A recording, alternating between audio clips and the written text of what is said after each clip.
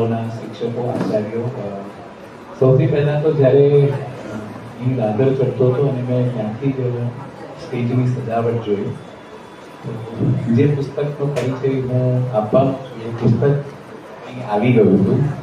મને પોતાને પણ થયું કે મને હિંમત આપવા માટે એ મારી સાથે જ આવી ગયું છે. થોડીક એની વાત કહું. હમણાં પાછો ઘણા વર્ષોથી 2020થી અટકેલો આપણો પુસ્તક મેળો પાછો શરૂ થયો અને એ પુસ્તક મેળો યુનિવર્સિટીમાં હતો અને ગયા ત્યારે આર શેખના સ્ટોલમાં આ પુસ્તક જોયું. સત્યભામા આમ પહેલા તો નામ વાંચ્યું, એક તરત જ નામ યાદ આવી ગયું. સત્યભામા તમે વાંચો એટલે પારિજાતનું પુષ્પ. મેં બહુ સત્યભામાનું નામ એટલા માટે ખાસ બહુ બધી વાર સાંભળ્યું હતું, કારણ કે મારા મોસાળમાં પારિજાતકનું વૃક્ષ છે, બહુ મોટું વૃક્ષ હતું અને રોજ એના ફૂલ પડે, ઝાડ હલાવો, ફૂલ વણવાના, એની માળા કરવાની, ઠાકોરજીને ધરાવવાની. અને જ્યારે એ પારિજાતનું પુષ્પ હું લઉં, માળા કરું અને સત્યભામા નાનપણથી મારી સાથે બનાવી. પણ બહુ સત્યભામા વિશે એટલું બધું જાણ્યું નહોતું, કારણ કે એક જ વાત ખબર હતી કે સત્યભામા માટે કૃષ્ણ એ પારિજાતકનો વૃક્ષ સ્વર્ગમાંથી લાવ્યા. આનાથી વધારે સત્યભામાને મેં કદી ઓળખી નથી. જ્યારે આમાં સત્યભામા મોટા અક્ષરે લખ્યું હતું, પણ નીચે જ્યારે વાંચ્યું કૃષ્ણ સૌભાગ્યશાળી કે એને હું મળી, ત્યારે લાગ્યું કે સત્યભામામાં એવું તો કંઈક છે કે જે કૃષ્ણને કહે છે કે તું નસીબદાર છે કે હું તને મળું. આવી કોઈક સ્ત્રી કે જે એમ કહી શકે કે અરે આપણે બધા એવું કહીએ ને કે અરે આપણે ભાગ્યશાળી કે આપણે કૃષ્ણના દર્શન થયા, ત્યારે આ એક એવી અત્યારના સમયની જૈનજી સ્ત્રી છે કે જેણે એવું કીધું કે કૃષ્ણ તું ભાગ્યશાળી કે હું તને મળું. અને હવે આ પુસ્તક મને વાંચવાનું મન થયું. નોર્મલી હું આગળ પણ કહી ચૂક્યો હતો કે મને બહુ પુસ્તક વાંચવાનો શોખ નથી, મને પુસ્તક સાંભળવાનો શોખ છે. મારી જિંદગીનું આ બીજું પુસ્તક છે કે જે મેં વાંચ્યું છે. સૌથી પહેલું પુસ્તક મેં શ્રીમદ ભાગવત વાંચ્યું હતું, જે મારે પારાયણ કરવું હતું અને આખું વાંચ્યું હતું. 1 વર્ષ થયું હતું મને વાંચતા. અને ત્યારબાદ મેં મારી જિંદગીનું આ બીજું પુસ્તક વાંચ્યું. બાકી મારે ત્યાં લાઇબ્રેરી બહુ મોટી છે. મારા પત્ની કાયમ પુસ્તકો વાંચે, રોજ રાતના, અને રોજ હું સાંભળું. મેં આગળ પણ એક પુસ્તક પરિચય આપ્યો હતો, દીકરી વાલનો દરિયો, પણ એ સાંભળેલા પુસ્તકનો આપ્યો હતો. આજે હું વાંચેલા પુસ્તકનો આપું છું અને મેં 4 દિવસમાં પૂરું કર્યું.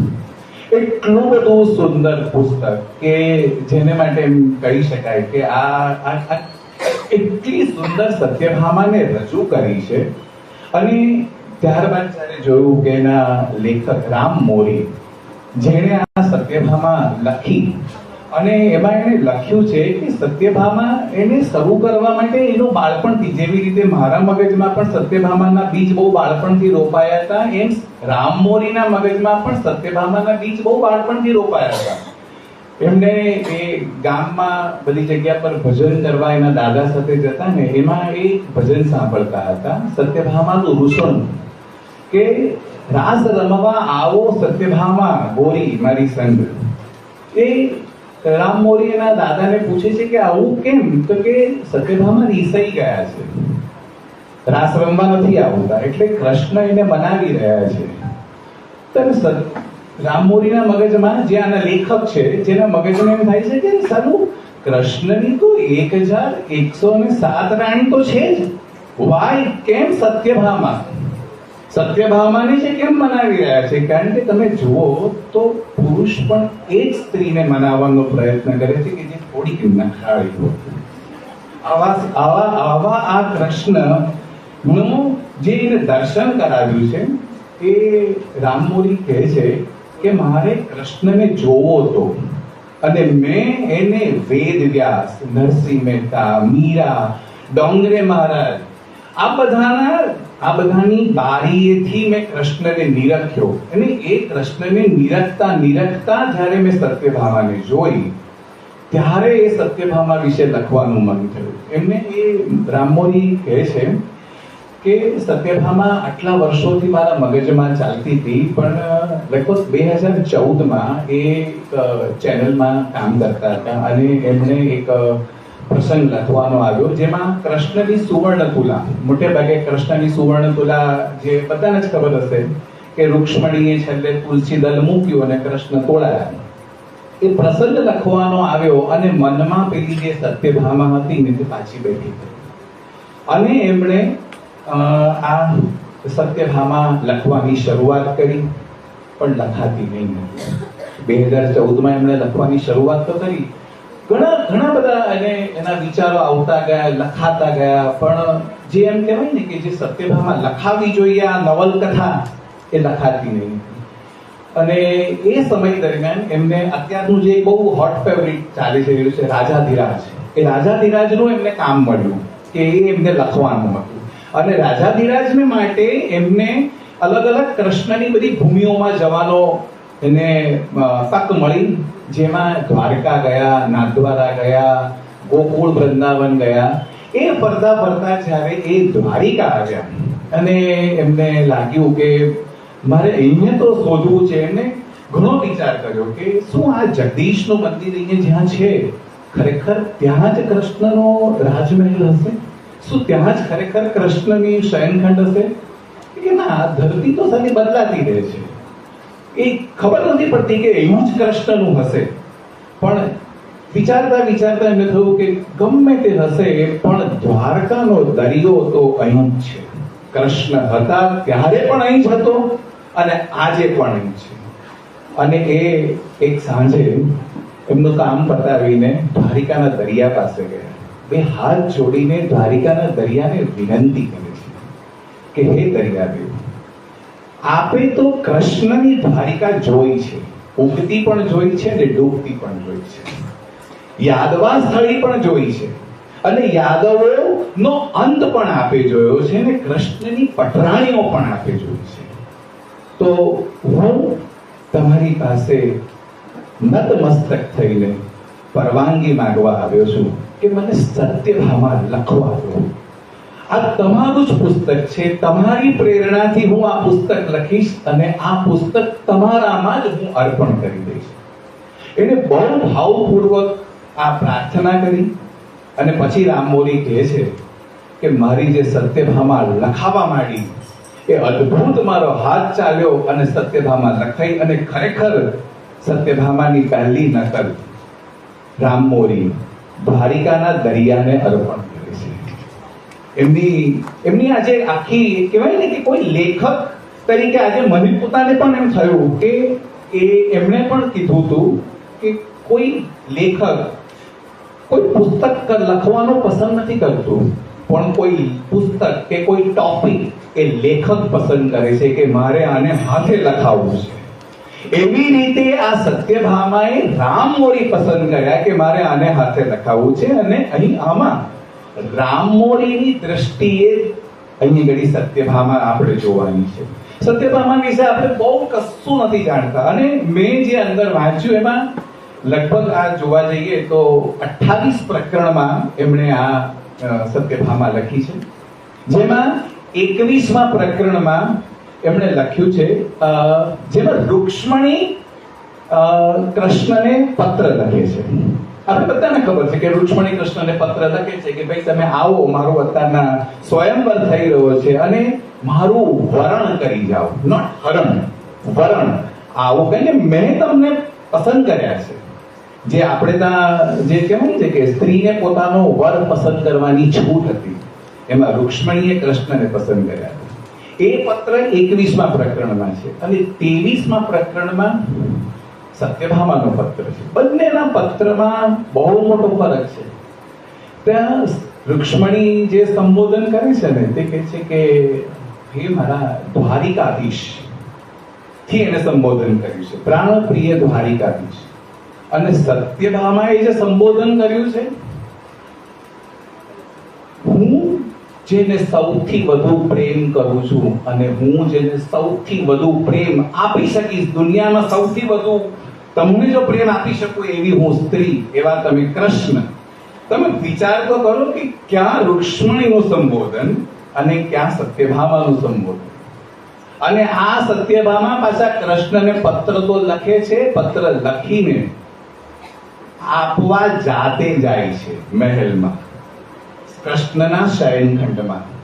રૂક્ષ્મણી જુએ છે કે સત્યભામા આવી તો ગયા અંધારામાં, પણ બહાર નીકળતા જો પકડાઈ જશે તો શું થશે આ છોકરીનું. એ પૂરેપૂરી કાળજી રાખે છે કે સત્યભામા બિલકુલ પકડાયા વગર બહાર નીકળી જાય. આમાં બહુ સુંદર લખ્યું છે. પાછો એ પત્ર રૂક્ષ્મણી જોઈ છે ધીરે રહીને કે હું વાંચું, અને ત્યારે ધીમે રહીને મલકાઈને કૃષ્ણ કહે છે, અરે એને ધીમે રહીને ના વાંચો, એને મોટેથી વાંચો. તો કે તમે જાગો છો? તો કે હા, હું જાગું જ છું. અને રૂક્ષ્મણી સત્યભામાનો પત્ર વાંચીને કૃષ્ણને સંભળાવે. તમે વિચાર કરો, આપણે ત્યાંની કેવી સ્ત્રીઓને તે કૃષ્ણની પટરાણી એમને નથી બની. આજે રૂક્ષ્મણીએ સત્યભામાને સ્વીકારી લીધી. સત્યભામા પાસે પત્રમાં લખે છે કે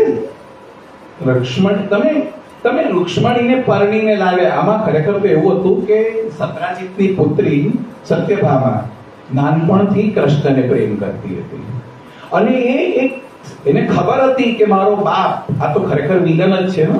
સત્રાજીત એ કૃષ્ણનો દુશ્મન, એને પેલું છે ને કે અમરીશપુરી ટાઈપ કહી શકાય એવો હતો. અને એને એટલી બધી કૃષ્ણ પ્રત્યે ધૃણા હતી. એનું કારણ એ હતું કે સત્રાજીત એ આમ જોવા જઈએ ને તો એક ફાઇનાન્સ મિનિસ્ટર જેવી વ્યક્તિ, જેને બધા પોતાના રાજ્યમાં રાખે અને પોતાના રાજ્યની આવક વધારે.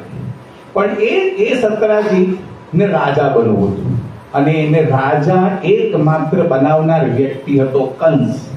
અને જ્યારે કંસે નક્કી કર્યું કે હું તને રાજા બનાવીશ, અને સત્રાજીત જ્યારે એના દરબારમાં જઈ રહ્યો છે, અને એ વખતે 8મા પગથિયે આ કૃષ્ણ પોતાના મુષ્ટિ પ્રહારથી કંસને મારી નાખે છે, અને સત્રાજીતનું સ્વપ્ન ચકનાચૂર થઈ જાય છે, રાજા નથી બની શકતો.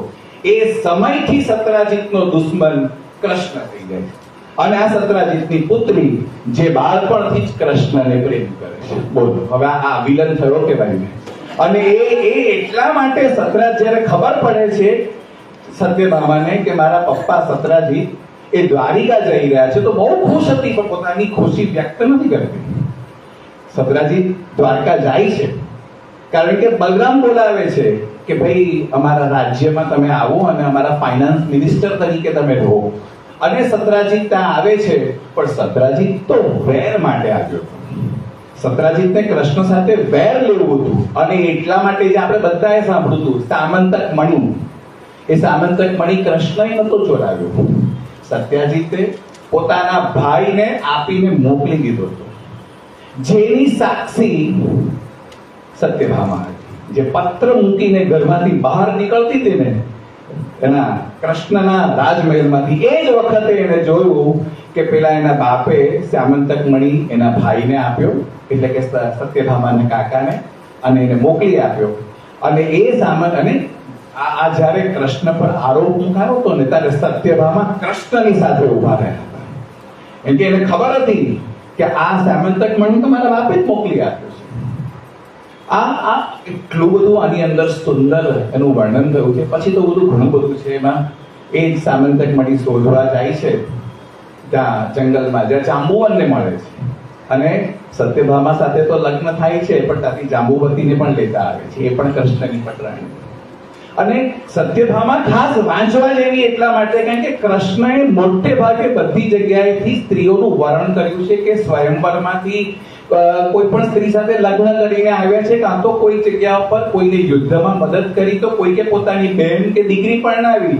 પણ સત્યભામા એક એવી સ્ત્રી છે કે દ્વારકામાં આ દ્વારકાધીશનો વરઘોડો નીકળ્યો હતો, અને સત્યભામા જેમ નોર્મલ સ્ત્રી પરણે ને તેમ કૃષ્ણને પરણાતા. એવી આ સત્યભામાની વાત આની અંદર છે. હવે ઘણા બધા સવાલો છે. રામ મોરી આમાં કહે છે કે આ પુસ્તક લખવા પાછળનું મારું કારણ આ પણ છે કે આ જ્યારે લખતા હતા ને ત્યારે એમના મિત્રો એમને પૂછતા હતા કે તારું આ સત્યભામા કેટલે પહોંચ્યું, તે બધી વાર્તા કરે. ત્યારે રામ મોરીને પૂછે કે તારા પુસ્તકમાં રાધા તો છે જ નહીં.